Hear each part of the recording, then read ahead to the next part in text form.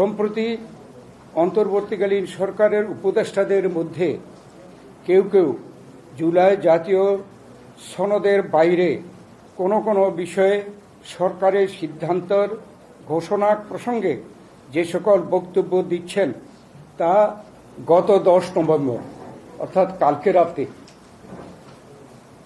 সোমবার রাতে জনাব তারেক রহমানের সভাপতিত্বে বাংলাদেশ জাতীয়তাবাদী দলের স্থায়ী কমিটির সভায় আলোচনাক্রমে নিম্নলিখিত একটি প্রস্তাব গৃহীত হয়।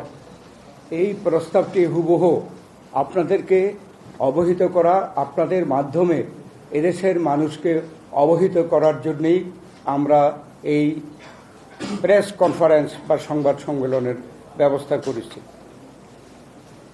রাজনৈতিক দলসমূহের সাথে জাতীয় ঐকমত্য কমিশনের দীর্ঘ প্রায় 1 বছর যাবৎ আলোচনার ভিত্তিতে কতিপয় নোট অব ডিসেন্ট সহ ঐকমত্যের ভিত্তিতে রচিত জুলাই জাতীয় সনদ বিগত 17 অক্টোবর স্বাক্ষরিত হয় এবং দেশের সংবিধান ও আইন অনুযায়ী তা বাস্তবায়নে সকলে অঙ্গীকারবদ্ধ হই।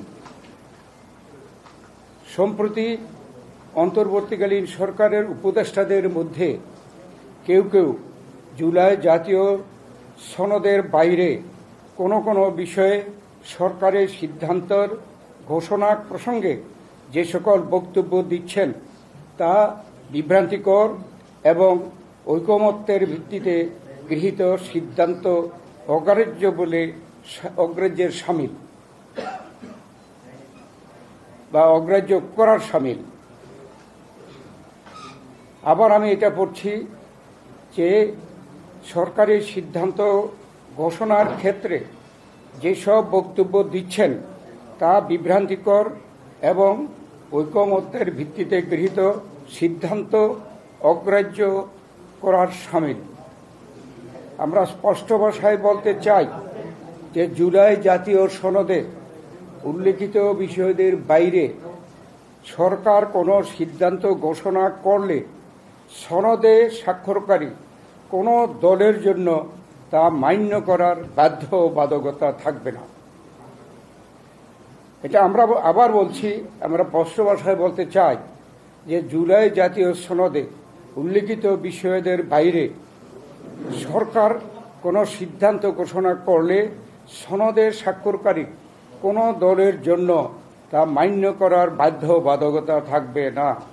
সেই ক্ষেত্রে সকল দায় দায়িত্ব সরকারের উপরই বর্তাবে। এই ব্যাপারে সতর্ক পদক্ষেপ গ্রহণের জন্য আমরা সরকারের প্রতি আহ্বান জানাচ্ছি। আপনাদের সকলকে ধন্যবাদ। আল্লাহ হাফেজ। বাংলাদেশ জিন্দাবাদ।